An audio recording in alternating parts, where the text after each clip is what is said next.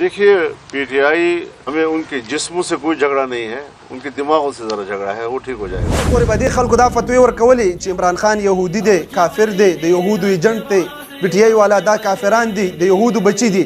اوس چې کوم دی د دې خلکو خواته راغلي، دا اوس مسلمانان شول، ته خو د يهودي خواته اوس راغلي.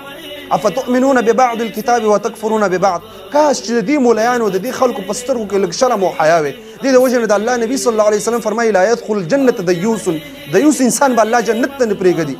اے عوام ورونو، والله العظیم چې دا خلک د قرصو دپاره صرف لګیا دي، والله العظیم که دا د اسلام او د کفر د وجې نه اے عوام ورونو موږ دا خبره الحمدلله اول نه کوو چې یو اتفاق، یو اتحاد، یو شی سره د کافرو خلاف باندې، یو شی سره یو ټول مؤمنان سره رونه دي په خپلو کې، او د دې ملایانو د دې خلکو په خبرو باندې هیڅکله دوکه نه شي. والله العظیم چې دا به تاسو استعمالوي د خپلو قرصو دپاره، کله به په یو باندې د کفر فتوی لګوي، کله به په بل باندې لګوي. نن د یو ملګري سبا به د بل ملګري جوړېږي. دې خلکو په رسول الله صلی الله علیه وسلم باندې د خپلو قرصو دپاره دروغ جوړ کړو او د دروغو خوبونه صرف د قرصۍ دپاره او د مشرۍ دپاره دا خلک لګي.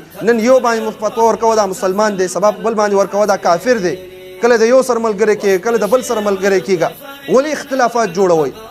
څومره فسادونه د دې خلکو د وجې نه جوړ شول، د څومره خلکو ایمانونه به خراب شوي د دې د وجې نه. ځکه د الله نبي صلی الله علیه وسلم فرمایي من قال لاخیه یا کافر فقد باء بها احدهما.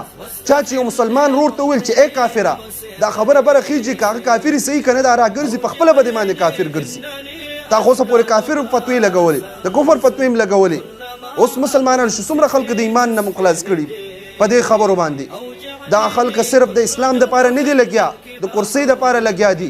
په دې ملک فساد جوړونکي خلک ای بازي. او د الله نبی صلی الله علیه وسلم فرمایي چې زما په امت کې به 3 اویا فرقې پیدا کیږي، كلهم في النار، ټول به اور ته ځي الا الواحد، یو ډله چې کوم دی، یو جماعت، یو خلک، هغه به صرف جنت ته ځي. د الله نبی صلی الله علیه وسلم فرمایي ما انا علی و اصحابي، څوک چې زما پسې را روان دي او زما د صحابه کرام پسې را روان دي، هغه خلک چې کوم دي هغه به الله رب العالمین جنت ته بوځي. دې نه علاوه نور چې څومره خلک هغه به الله اور ته بوځي. او الحمدلله د الله علی علما، حق پرست علما شته دي. موږ د علماو خلاف زموږ دعوت الحمدلله وپېژنئ، نه د چا نه ووټ غواړو، نه چېرته یو قاید شته، مشر هم شته دی، نه یو تنظیم طرف ته خلک څوک راغواړو. زموږ قاید او مشر وپېژنئ، هغه محمد رسول الله صلی الله علیه وسلم دی. موږ دې طرف ته خلک راغواړو، دا ټول خلک ته دا دعوت ورکو چې تاسو راشئ د قرآن او د حدیث تابعداري شروع کړئ. دا مذهبونه، دا ډلې، دا تنظیمونه، دا اختلافات دا ټول ختم کړئ، دا پرېږدئ.